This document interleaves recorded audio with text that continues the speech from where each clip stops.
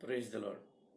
ప్రభునందు ప్రియమైన వర్లారా, దేవుని మహాకృపలో మరొక దినం ఆయన సన్నిధానంలో ఈ రీతిగా కూడుకొని ఆయన మనకిస్తున్న ప్రశస్తమైన వాక్య భాగాలు ధ్యానం చేసుకోవడానికి ఆయన మనను ఈ రీతిగా సమకూర్చిన విధానం బట్టి దేవునికే స్తుతులు స్తోత్రాలు చెల్లిస్తూ ఉన్నాను.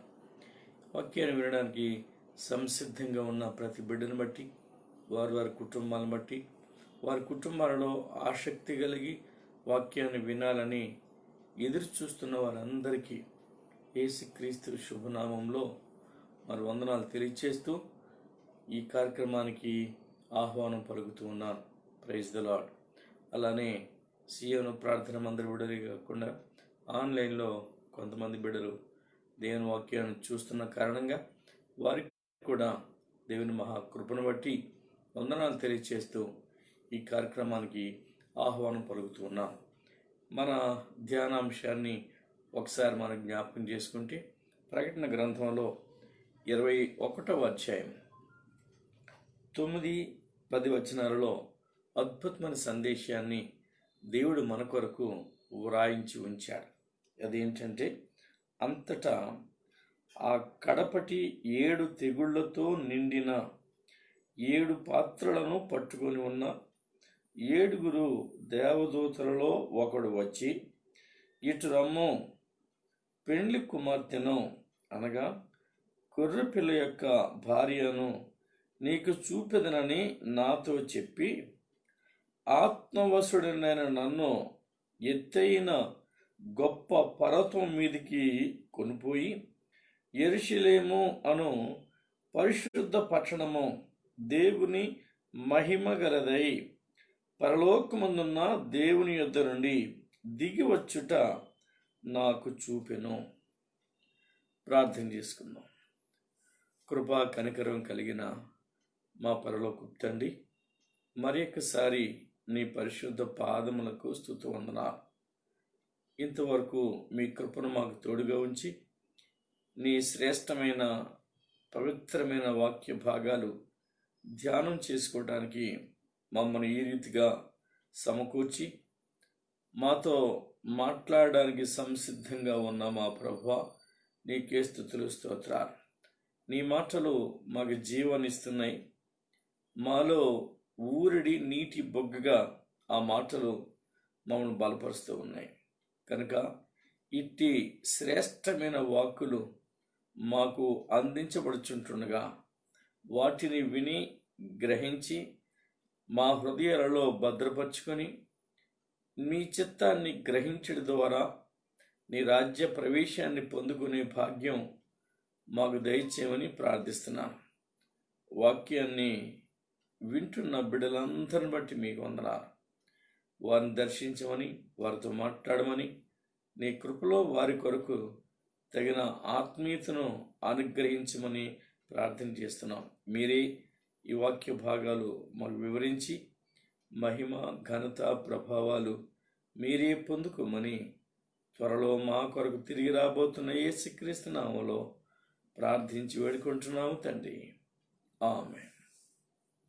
చూడండి, యోహాను దేవుని ఆత్మ చేత నింపబడి దేవుని సన్నిధిలో ఏ ఆత్మీయ కార్యక్రమాలైతే జరుగుతున్నావో, ఏ సంఘటనలు అక్కడ చోటు చేసుకుంటూ ఉన్నావో వాటన్నిటినీ మరి చూచి దేవుని నామాన్ని ఘనపరుస్తూ ఉన్నట్టు మనం చూస్తున్నాం. నిజానికి ఈయన మనకి చెప్పదలుచుకున్న మాట ఏంటంటే, ఇంతకుముందు అధ్యాయాల్లో 7 దేవుని ఉగ్రత పాత్రలను పట్టుకొని దైవ చిత్తానుసారంగా ఆయన మాట విని ఆ పాత్రలను భూమి మీద కుమ్మరించడానికి దైవాజ్ఞను బట్టి ఏ పాత్ర ఎక్కడ కుమ్మరించాలో అలా కుమ్మరించడానికి సిద్ధంగా ఉన్నటువంటి 7 దేవదూతలలో నుంచి ఒకడు వచ్చి అన్నాడు. అంటే వాళ్ళు ఆల్రెడీ ఆ పాత్రలు కుమ్మరించారు. వారికి ఇచ్చిన డ్యూటీ వారి దేవుని మాట వినటం ద్వారా వారు జరిగించేశారు. అయితే ఆ 7గురిలో ఒకడు అనేటువంటి మాట మనం చూస్తున్నాం. వచ్చి యోహానుతో మాట్లాడుతున్నాడు. ఇటు రమ్ము, పెండ్లి కుమార్తెను అనగా గొర్రెపిల్ల యొక్క భార్యను నీకు చూపెదనని నాతో చెప్పి ఆత్మవశంలో ఉన్న నన్ను ఒక ఎత్తైన గొప్ప పర్వతం మీదకి తీసుకువెళ్ళాడు అంటున్నాడు. నిజానికి ఆత్మవశములో ఉన్నటువంటి వాడు శరీర సంబంధమైనటువంటి ఎటువంటి భాగము వానిలో పనిచేయదు. ఆత్మ అతనికి బోధించే ప్రతి బోధ వినగలుగుతాడు. ఆత్మ బయలుపరిచే ప్రతి విషయాన్ని చూడగలుగుతాడు. అతనికి పరలోక సంబంధమైన ఆలోచనలు తలంపులే తప్ప లోక సంబంధమైన ఆలోచనలు తలంపులు అతనికి రావు. ఎందుకంటే అతడిని పూర్తిగా పరిశుద్ధాత్మ దేవుడు తన స్వాధీనంలో ఉంచుకున్నాడు. ఇతరులో లోకానుసారమైన తలంపులు అటువంటివి ఏవి ఇక ఉండవు. అందువల్ల ఆత్మవశుడనైన నన్ను ఎత్తైన గొప్ప పర్వతం మీదకి కొనిపోయి అంటున్నాడు. అంటే ఈయన ఒక ఎత్తైన గొప్ప పర్వతం మీదకి తీసుకుపోబడ్డాడు.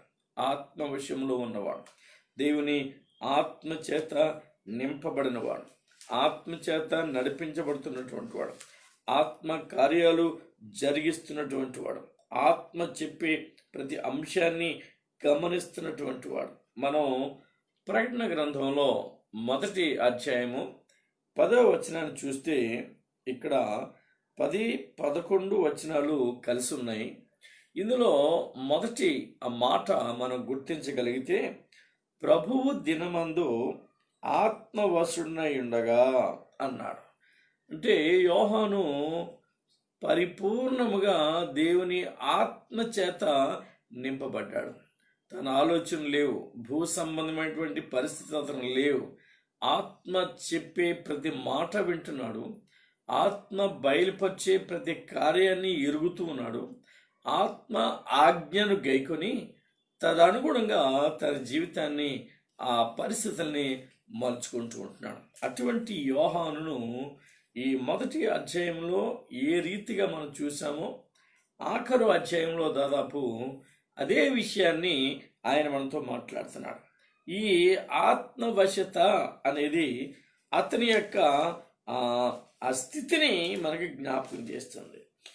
ఆత్మ స్వాధీనంలో ఉన్నవాడు జరిగించే కార్యాలు ఎలా ఉంటావో ఆయన మనకి వివరిస్తూ ఉన్నాడు. ఇంకా మీరు గమనిస్తే ఈ ప్రకటన గ్రంథంలోనే 17వ అధ్యాయము 3వ వచనంలో కూడా ఇటువంటి మాట ఒకటి మనకి మరి వ్రాయబడింది. అదేమనగా, అప్పుడతడు ఆత్మవశుడనైన నన్ను అరణ్యమునకు కొనిపోగా అన్నాడు. ఆత్మవశతలో ఉన్నప్పుడు దేవుని గంభీరమైనటువంటి అంశాలు యోహానికి బయలుపరచబడుతున్నాయి. ఆ ఆత్మ నడిపింపును బట్టి, ఆత్మ తనకిచ్చిన జ్ఞానాన్ని బట్టి ఆ క్రియలు ఏవై ఉన్నవో చూడగలుగుతూ ఉన్నాడు. అటువంటి యోహాను దేవుని యొక్క పర్వతము అనేటువంటి మాట మాట్లాడుతున్నాడు. ఆత్మవశుడైన నన్ను ఎత్తైన గొప్ప పర్వతం మీదికి కొనిపోయి యెరూషలేము అను పరిశుద్ధ పట్టణము దేవుని మహిమ గలదై పరలోకమందున్న దేవుని యొద్ద నుండి దిగివచ్చుట నాకు చూపెను. దిగివచ్చుట, పరిశుద్ధ పట్టణము, ఈ పరిశుద్ధ పర్వతము, ఇలా మాట్లాడుతున్నాడు. ఆ అంశాన్ని ప్రవచన రూపంలో అనేక సందర్భాలలో ప్రభు తన బిడ్డలైన వారికి వివరించి దాని యొక్క స్థితిని, ఆత్మీయతను దేవుడు బయలుపరిచాడు. ఒకవేళ మనం కీర్తన గ్రంథంలో చూడగలిగితే 87వ కీర్తన 1వ వచనంలో అంటాడు, ఆయన పట్టణపు పునాది పరిశుద్ధ పర్వతముల మీద వేయబడి ఉన్నది. ఆ పట్టణపు పునాది, ప్రభు మనతో మాట్లాడే ఆ పట్టణం ఏదైతే ఉన్నదో ఆ పట్టణానికి దేవుడు ఒక పునాది వేశాడు. ఆ పునాది ఎక్కడంటే పరిశుద్ధ పర్వతము మీద. అది దేవుడు ఏర్పరిచినటువంటి ఆ పరిశుద్ధత ఇక్కడ మనకి జ్ఞాపకం చేయబడుతుంది. దేవుని కార్యాలు ఉన్నతమైనవి. అందుకని పరిశుద్ధమైన దేవుడు, పరిశుద్ధుడైన దేవుడు అని ఆయనలో నెలకొని ఉన్న పరిశుద్ధతను వివరించే క్రమంలో ఈ చక్కటి పదాలు వాడబడ్డాయి. మీరు ఒకవేళ యెహెజ్కేలు గ్రంథంలో 40వ అధ్యాయము 2వ వచనాన్ని ఒకవేళ చూస్తే ఇక్కడ అంటాడు, దేవుని దర్శనవశుడనై ఉన్న నన్ను ఇశ్రాయేలుల దేశంలోనికి తోడుకుని వచ్చి మిగిలిన ఉన్నతమైన పర్వతం మీద ఉంచెను. దేవుని దర్శన వశములో ఉన్న నన్ను, అంటే ఆత్మ వశములో ఉన్న నన్ను ఇశ్రాయేలుల దేశంలోనికి తోడుకొని వచ్చి మిగిలిన ఉన్నతమైన పర్వతం మీద ఉంచెను అన్నాడు. ఈ మిగిలిన ఉన్నతమైన పర్వతం ఇక్కడ మనం పరిశుద్ధ పట్టణముగా, పరిశుద్ధ పర్వతముగా మనం చూడగలుగుతూ ఉన్నాం.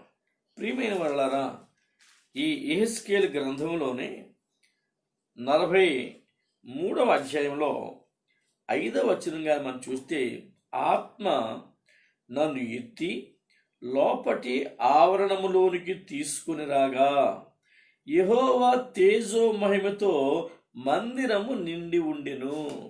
ఆ మందిరము, ఆ పట్టణము, ఆ పరిశుద్ధ పర్వతము అని రకరకాలుగా వాడబడుతున్నటువంటి ఆ మహిమ, ఆ స్థితిని గురించి ఆయన మాట్లాడుతూ, ఆ మందిరంలో యెహోవా తేజో మహిమ మందిరమును నింపెను అన్నాడు. లేక మందిరమంతా నిండి ఉండెను. ఆ మందిరాలు ప్రియమైన వాళ్ళరా, పెండ్లి కుమార్తె సంఘము నివసింపదగిన స్థలం. అక్కడే ఆ సంఘం ఉంచబడి ఉంది. ఆ స్థలం పరిశుద్ధమైనటువంటి సంఘానికి ఏర్పరచబడిన పరిశుద్ధ పట్టణం కాగా, మనం ఆ పట్టణములోని ప్రాధాన్యతను ఎరిగి, ఆ పట్టణములో ప్రభు మన కొరకు ఏర్పరిచిన ఆత్మ సంబంధమైన విషయాలన్నీ ఎరిగి వాటిని మనం సొంతం చేసుకోవడానికి ఆ రాజ్యములో ప్రవేశించవలసిన వారమై ఉన్నాం. కాబట్టి ఈ విషయం మనం ఎరగాలి. ఏమనంటే, అక్కడ నన్ను ఎత్తి, ఆత్మ నన్ను ఎత్తి, ఆత్మ వశములో ఉన్న యోహానును ఆత్మ ఎత్తుకొని తీసుకువెళ్ళి ఆ మందిరములో నిలిపినట్టుగా, ఆ మందిరములో ఆ యెహోవా తేజో మహిమ ఆ మందిరమంతా నిండి ఉన్నట్టుగా వ్రాయబడుతుంది. ఇది దేవుడు మన కొరకు ఏర్పరిచినటువంటి ఆధ్యాత్మిక స్థితి అని మనం గుర్తించాలి. ఈ నింపుదల అనేది దేవుని రాజ్యంలో మనం చూస్తున్నాం. ఈ నింపుదల అనేది దేవుని మహిమలో మనం చూస్తూ ఉన్నాం. చూడండి, ప్రకటన గ్రంథంలోనే 21వ అధ్యాయము 23వ వచనం కానీ మనం చూడగలిగితే, ఆ పట్టణములో, గమనించండి, పరిశుద్ధ పట్టణము అన్నాడు కదా, ఆ పట్టణములో ప్రకాశించుటకై సూర్యుడైనను చంద్రుడైనను దానికి అక్కరలేదు. దేవుని మహిమయే దానిలో ప్రకాశించుచున్నది. గొర్రె పిల్లయే దానికి దీపము. దేవుని మహిమతో నింపబడిన వెలుగు ఆ పట్టణములో ప్రకాశించబడుతూ ఉంది. ప్రియమైన వారలారా, ఆ పట్టణం ఆయన ప్రియ సంఘము కొరకు దేవుడు ఏర్పరిచాడు. గొర్రె పిల్ల సంఘము కొరకు, శ్రేష్టమైన, పవిత్రమైన, నిష్కళంకమైనటువంటి పరిశుద్ధుల కొరకు, ఆ సంఘము కొరకు దేవుడు ఏర్పరిచినట్టుగా మనం చూస్తున్నాం. అక్కడ దేవుని మహిమ ప్రకాశిస్తుంది. అలానే మన హృదయాలు ప్రభుకి సమర్పించుకున్నాము కనుక, ఆయన బిడలుగా మనం మలచబడ్డాము కనుక, మన అంతరంగములో ఎటువంటి చీకటి ఉండడానికి వీలు లేదు. మన అంతరంగము దేవుని తేజో మహిమతో నింపబడాలి. మన ఆంతర్యంలో చీకటికి తావు లేకుండా దేవుని మహాప్రకాశత మనలో ప్రజ్వలిల్లాలి. అందుకే పేతురు రాసిన మొదటి పత్రికలో 2వ అధ్యాయము 9వ వచనం చూసినట్లయితే ఆయన అంటాడు, మనము చీకటిలో నుండి ఆశ్చర్యకరమైన ఆయన వెలుగులోనికి నడిపించబడి ఉన్నాము అంటాడు.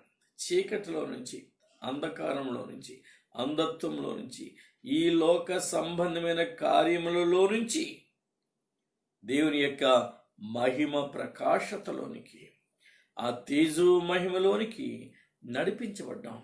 ఆ మందిరంలో, ఆ స్థలములో, ఆ శ్రేష్టమైన స్థలములో ఇట్టి ఆత్మీయ అనుభవాలు మనం అనుభవించగలిగే వారం ఏంటాం. అందువల్ల ప్రియమైన వాళ్ళరా, ఆ పట్టణంలో ఉన్న మహిమ కొరకు మనం ప్రయాసపడతాం. ఆ మందిరంలో మహిమ ప్రకాశిస్తూ ఉంది. చూడండి ఒక్కసారి ప్రకటన గ్రంథములోనే 15వ అధ్యాయము 8వ వచనం కానీ మీరు చూడగలిగితే, అంతటా దేవుని మహిమ నుండి ఆయన శక్తి నుండి వచ్చిన పొగతో ఆలయము నింపబడినందున ఆ 7 దూతల వద్ద ఉన్న 7 తెగుళ్ళు సమాప్తి అగు వరకు ఆలయమందు ఎవడునూ ప్రవేశింపజాలకపోయెను. ఆలయంలో దేవుని మహిమతో నింపబడినటువంటి ఆ పొగ, ధూపం మందిరము నిండిగా ఉంది. కాబట్టి ఆ నింపుదల మనకు కావాలి. దేవుని మందిరాలుగా పేరు పెట్టబడిన మన హృదయాలలో ఆ నింపుదల కావాలి. ఈ పరిశుద్ధ నింపుదల, మహిమ నింపుదల, మహిమ ప్రకాశత మన హృదయాలలో వెలుగుతూ ఉండాలి. మీ హృదయమే దేవుని ఆలయము అని పౌలు గారు కొరింథీ సంఘానికి వ్రాసిన మొదటి పత్రికలో 3వ అధ్యాయము 16వ వచనంలో తెలియపరిచాడు. అలా మనం దేవుని ఆలయముగా, మన హృదయం దేవుని ఆలయముగా మలుచుకొని మనం అటువంటి ఆత్మీయతలోనికి ఎదగడానికి ప్రయాసపడవలసిన వారం అంటున్నాం. కాబట్టి ప్రియమైన వాళ్ళరా, మనం ఆ ఆత్మీయ స్థితి కొరకు కనిపెట్టాలి. అట్టి ఆత్మీయ అనుభవాల కొరకు మనం వేచి ఉండాలి. చూడండి, ప్రకటన గ్రంథంలోనే 22వ అధ్యాయము 5వ వచనం మీరు చూస్తే ఇక్కడ కూడా అటువంటి చక్కటి శ్రేష్టమైన మాట వ్రాయబడింది. రాత్రి ఇక ఎన్నడూ ఉండదు, దీపకాంతి అయినను సూర్యకాంతి అయినను వారికి అక్కరలేదు. దేవుడైన ప్రభువే వారి మీద ప్రకాశించును. వారు యుగ యుగములు రాజ్యము చేయుదురు. దేవుని ప్రకాశత అక్కడ ప్రకాశిస్తుంది. కాబట్టి సూర్యుడు అవసరం లేదు, కాంతి అవసరం లేదు, వెన్నెల అవసరం లేదు.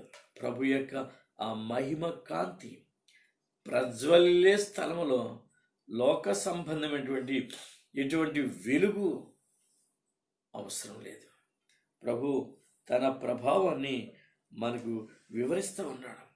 చూడండి, దీనికి సంబంధించి ఒక ప్రవచనాన్ని మనం చూడగలిగితే 84వ కీర్తన 11వ వచనంలో ఒక చక్కటి మాట వ్రాయబడింది. ఏంటంటే, దేవుడైన యెహోవా సూర్యుడును కేడమునై ఉన్నాడు. యెహోవా కృపయు ఘనతయు అనుగ్రహించును. యథార్థముగా ప్రవర్తించు వారికి ఆయన ఏ మేలును చేయకమానడు. సూర్యుడు యెహోవా, సూర్యుడును కేడమునై ఉన్నాడు. ఆ ప్రకాశత మన అంతరంగంలో ఉండాలి అనేది దేవుని యొక్క మాటగా మనం గమనించాలి. అలానే మన యెషయా గ్రంథం 60వ అధ్యాయము మొదటి వచనం చూసినట్లయితే, లెమ్ము తేజరిల్లుము అనే మాట వ్రాయబడింది. నువ్వు తేజరిల్లు, నీ మీద ప్రకాశిస్తుంది, వెలుగు ప్రకాశిస్తుంది. లెమ్ము, నీకు వెలుగు వచ్చి ఉన్నది, లెమ్ము తేజరిల్లుము. యెహోవా మహిమ, అది ప్రకాశత, మహిమ నీ మీద ఉదయించెను. యెహోవా మహిమ నీ మీద ఉదయించింది అని దేవుడు మాట్లాడుతున్నాడు. కాబట్టి ప్రియమైన వాళ్ళారా, ఆ మహిమ స్థలములోనికి యోహానును దేవుడు కొనిపోయినట్టుగా మనం చూస్తున్నాం. ఈ మహిమ పట్టణము మరి నిర్మించి సిద్ధపరిచినటువంటి ఆ ప్రభు ఈ పట్టణాన్ని గురించి మాట్లాడుతున్నాడు. ఆయనే దాన్ని నిర్మించినట్టు, ఆయనే నిర్మాతగా, ఆ కట్టడానికి ఆయనే పూనుకున్నట్టుగా మనం హెబ్రీ పత్రికలో 11వ అధ్యాయము 10వ వచనంలో చూడగలుగుతాం. హెబ్రీ పత్రిక 11వ అధ్యాయం 10వ వచనం మనం చదివితే, అనగా దేవుడు దేనికి శిల్పియు నిర్మాణకుడై ఉన్నాడో పునాదులు గల ఆ పట్టణము కొరకు అబ్రహాము ఎదురు చూచుచుండెను. గమనించండి, పదజాలాన్ని గమనించండి. ఈ పట్టణ నిర్మాణాన్ని గురించి ఆయన ఎంత ప్రణాళికాబద్ధంగా మరి ఈ పట్టణాన్ని నిర్మిస్తున్నాడో వ్రాయబడింది. ఏంటంటే దేవుడు దానికి శిల్పి. నిర్మాణము అనేటువంటి మాటను మనం కొంచెం జాగ్రత్తగా గమనించగలిగితే, ఆదిలో ప్రభు సృష్టి క్రమాన్ని జరిగించాడు, సృష్టిని సృష్టించాడు. ఆ సమయంలో ప్రభు ఆయన స్వరము చేత కలుగుగాక అనే పదముతో ఉన్నటువంటి శక్తిని బట్టి ఆ సృష్టి నిర్మాణం అయ్యింది. గమనించారు కదా, మానవుని జీవన విధానానికి అవసరమయ్యే అన్ని ఏర్పాట్లను ఏర్పరిచి సృష్టించినటువంటి ఈ లోకం కలుగుగాక అనగానే దేనిని అన్నాడో కలగమని అది కలుగుతూ వచ్చింది. అలా ఈ సృష్టిలో ఉన్న ప్రతి సృష్టిని ప్రభు 6 దినాల్లో సంపూర్తి చేశాడు, 7వ దినాన విశ్రమించాడు. కానీ ఇక్కడ ఈ పట్టణం విషయంలో ఆయన చాలా శ్రద్ధ వహించాడు. కలుగుగాక అనలేదు, అంటే కలిగి ఉండేదే కానీ అనలేదు. ఎందుకో తెలుసా? ఈ పట్టణంలో తన స్వరక్తంలో కడగబడి పరిశుద్ధపరచబడి ఈయన తండ్రి ఈయనకిచ్చిన సింహాసనం మీద ఎవరైతే జయ జీవితాన్ని కలిగి ఈయనతో పాటు సింహాసనాన్ని పొందుకున్నారో వీరందరూ ఉండే స్థలం కాబట్టి ఆ స్థలాన్ని కలుగుగాక అని అనలేదు. ఆయనే ఒక శిల్పి, ఒక చక్కటి చిత్రాన్ని చిత్రించాడు. ఆయనే డిజైన్ చేశాడు. ఆయనే ఒక గొప్ప ఆర్కిటెక్ట్గా, నిర్మాణ నైపుణ్యాలు కలిగినటువంటి ప్రభు అద్భుతమైన పట్టణాన్ని డిజైన్ చేశాడు. ఆయనే స్వయంగా డిజైన్ చేశాడు. దేవుడు దేనికి శిల్పియు నిర్మాణకుడై ఉన్నాడో అనే మాట వ్రాయబడింది. ఈయన శిల్పి, గొప్ప ఆర్కిటెక్ట్. దాన్ని నిర్మించాడు. కేవలం డిజైనరే కాదు, డిజైన్ చేసి మరి ఆ స్ట్రక్చర్ ఒక్కటే ఇవ్వటం కాదు, ఆయనే నిర్మాణకుడై ఉన్నాడు. ఆయనే పునాదులు వేశాడు. ఆ పట్టణాన్ని ఆయనే స్వయంగా నిర్మించాడు. ఇది అద్భుతమైన మహానగరంగా ప్రభు తీర్చిదిద్దినట్టు మనం చూస్తున్నాం. ఇది వైభవంగా ఉన్నటువంటి పట్టణం, ఇది వైభవం. దీన్ని వర్ణించలేం. మనం దీని గురించి చెప్పాలి అంటే కూడా మనం చెప్పలేం. మనం లోక సంబంధంగా ఒక విషయాన్ని జ్ఞాపకం చేసుకుంటే, ఏదైనా మనం ఉన్న ప్రాంతంలో కానీ, వేరే ప్రాంతాల్లో కానీ, ఈవెన్ వేరే దేశాల్లో కానీ ఏదైనా ఒక కట్టడం మనల్ని ఆకర్షించింది అంటే దాన్ని చాలా మెచ్చుకుంటాం, అద్భుతం అంటారు. నిర్మించిన వాడు, డిజైన్ చేసిన వాడు, వీళ్ళందరినీ కూడా చాలా మెచ్చుకుంటారు, ఆశ్చర్యపోతారు. అబ్బా, ఈ భూమి మీద పరలోకాన్ని నిర్మించాడు అని అంటారు. అంటే దీన్ని బట్టి ఆ పదంలో పరలోకం ఇంకా ఎంత వైభవంగా ఉంటుందో మనం గమనించాలి. కనుక ప్రియమైన వాళ్ళరా, ఇది ఎంత బాగా కట్టాడో, ఎంత చక్కగా డిజైన్ చేశాడో అని కేవలం ఒక మానవుడు నిర్మించిన నిర్మాణాన్ని గురించి మరి మాట్లాడేటువంటి మానవుడు ప్రభువు స్వయంగా శిల్పయుండి దాన్ని చెక్కి నిర్మించి నీకు నాకు నివాసయోగ్యంగా ఆ పునాదులు కలిగిన పట్టణాన్ని ఏర్పరిచినప్పుడు అది ఇంకా ఎంత వైభవంగా ఉంటుందో గమనించారా? దాని గురించి ఏనాడైనా ఊహించారా? అందుకే అక్కడికి మనం తీసుకువెళ్ళాలని, అందులో మనల్ని నివసింప చెయ్యాలని ప్రభు జ్ఞాపకం చేసుకుంటున్నాడు. ఇంకొక విచిత్రమైన సంగతిని మీకు జ్ఞాపకం చేస్తాను. ప్రపంచంలో మరి 7 వండర్స్ అనేవి మేధావులు ఈ వండర్స్ గురించి ఒక గొప్ప సర్వే చేసి ఏ కట్టడం మానవుడిని ఎన్ని రకాలుగా ఆకర్షిస్తుందో లెక్కించి చూచి మరి ఆ కట్టడాలకు వచ్చినటువంటి ఆ వ్యూస్ని బట్టి, మెప్పుకోలుతనాన్ని బట్టి వాటికి నెంబరింగ్ చేయటం చూస్తాం. అలా చేసిన వాటిలో అద్భుతమైనవి అని 7 వింతలు అని వాళ్ళు ప్రకటించారు. వాటిలో అన్నీ మానవ కట్టడాలే. మరి ఆ మానవ కట్టడాలు మనం చూస్తే ఇండియాలో మరి ఆ యొక్క తాజ్మహల్ని జ్ఞాపకం చేస్తారు, హ్యాంగింగ్ గార్డెన్స్ అని జ్ఞాపకం చేస్తారు. ప్రభు ఐగుప్తులో ఆ గొప్ప కట్టడాలు, ఇంకా అనేకమైన కట్టడాలు ఉన్నా పేరెన్నిక గలవి అని వీటికి పేరు పెట్టారు. అలానే ప్రభు మనకి వీటన్నిటికీ మించినటువంటిది, వీటన్నిటికీ మించిన అద్భుతమైన పట్టణాన్ని ప్రభు మన కొరకు నిర్మాణం చేస్తున్నాడు. ఇందులో మనల్ని ఉంచాలని ఆయన స్వరక్తములో కడగబడిన బిడ్డల్ని, పెండ్లి కుమార్తె సంఘంగా తీర్చబడినటువంటి బిడ్డల్ని అందులో ఉంచడానికి ప్రభు ఈ కట్టడాన్ని ఎంచుకున్నాడు.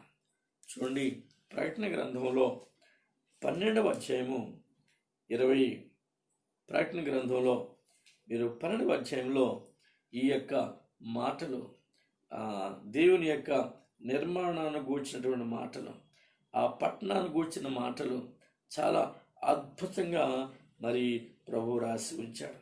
ఇవన్నీ ప్రభు నిర్మాణాలే, ప్రభు మన కొరకు ఏర్పరిచినవి. అందులో పరలోక నివాసులారా అనేటువంటి గొప్ప మాటను ఉత్సహించండి, సంతోషించండి. మహిమరాజ్యంలో సంతోష సమాధానాలు ఉన్నాయి. మహిమరాజ్యంలో ప్రభు మరి ఘనపరచబడేటువంటి పరిస్థితులు ఉన్నాయి. కనుక ఆ పట్టణం మన కొరకు ప్రభు ఏర్పరిచినటువంటి పట్టణం అని మనం గమనించాలి. ఆ మహిమరాజ్యంలో మన ప్రభుని హెచ్చించేటువంటి ఆత్మస్థితిలో మనం ఉండాలి. ఈ పట్టణం నిర్మించినటువంటి ప్రభు ఎంత ఉన్నతమైన తలంపులతో మరి మన కొరకు దీన్ని నిర్మించాడో మీరు గమనించండి. సృష్టి నిర్మాణం ఆదిలో ఆయన చేశాడు. సృష్టి నిర్మాణం ఆది కాండంలో మనం చూస్తున్నాం. ఇక్కడ ఈ అద్భుత నిర్మాణం ప్రకటన గ్రంథంలో ఆఖరి అధ్యాయాలు చూస్తున్నాం. ప్రియమైన వాళ్ళరా, ఈ సృష్టి, ఈ మహిమ, ఈ పరిస్థితులు మన కొరకే. నా తండ్రి ఇంట అనేక నివాసాలు ఉన్నాయి అన్నాడు ఆయన. నా తండ్రి ఇంట అనేక నివాసాలు ఉన్నాయి, నేను మీకు స్థలాన్ని సిద్ధం చేయడానికి వెళ్తున్నాను, నేను స్థలము సిద్ధం చేయడానికి వెళ్తున్నాను అని యోహాను సువార్త 14వ అధ్యాయంలో ప్రభు మనకి చెప్పాడు. ప్రియమైన వాళ్ళరా, గమనించండి, దేవుని కార్యాలు మహోన్నతమైనవి. వాటిలో మనం ఎప్పుడు ఆత్మతో నింపబడి మనం జీవిస్తుండాలి. ఆ కట్టడంలో మనం ప్రవేశించాలి. ప్రార్థించుకుందాం. ప్రేమగల ప్రభువా, కృపగల మా పరలోకపు తండ్రి, మరొకసారి నీ పరిశుద్ధ పాదాలకు వందనాలు. మా గొప్ప దేవానికి స్తోత్రాలు. నీ సన్నిధి మాకు ఇచ్చారు, మీ కార్యాలు మా కొరకు జరిగించారు.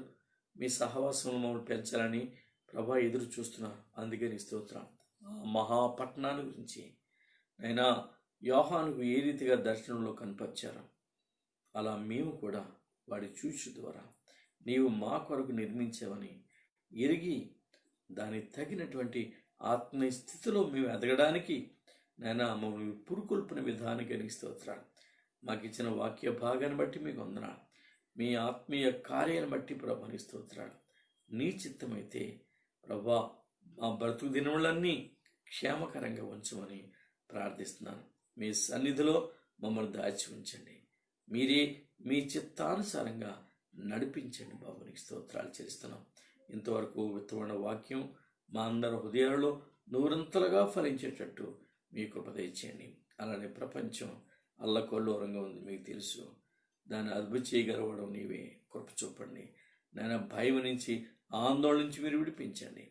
అలా మమ్మల్ని అందరినీ మీ స్వాధీనం ఉంచుకొని ఏ తెగులు నీ గుడారమును సమీపించదు అని మీరు చేసిన వాగ్దానాన్ని ఈ సమయంలో మేము జ్ఞాపకం చేసుకుంటూ అట్టి ఆత్మీయతలు మేము ప్రభా దినదినము ఎదిగి ఫలించినట్టు మీ కృప దయచేసి మీరే మహిమ ఘనత ప్రభావాలు పొందుకోమని త్వరలో మా కొరకు తిరిగి రాబోతున్న యేసుక్రీస్తు నామములో ప్రార్థించి వేడుకుంటున్నాము తండ్రి. ఆమేన్. మన ప్రభువైన యేసుక్రీస్తు కృపయు, తండ్రి అయిన దేవుని ప్రేమయు, పరిశుద్ధాత్మ దేవుని అన్యోన్య సహవాసం ఇప్పుడు ఎల్లప్పుడూ సదాకాలం మనందరికీ తోడుగా ఉండి నడిపింప చేయనుగాక. ఆమేన్. Praise the lord.